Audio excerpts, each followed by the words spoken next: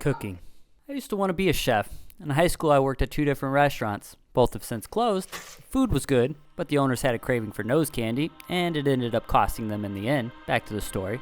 I put a ton of hours in those places, and as a senior in high school, I had work study.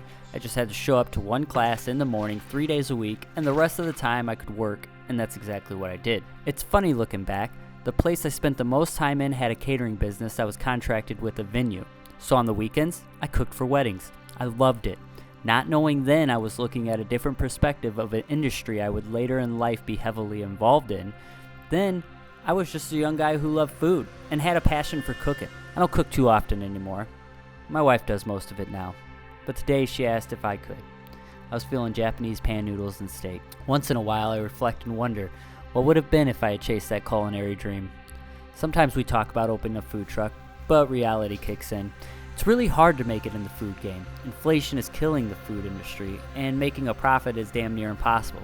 It's one of those things where you really need to love it. I really don't even know if I have what it takes for that. As much as I loved it, I'm just mediocre at it now, out of practice. But I can cook dinner once in a while for the family, and that's good for me too.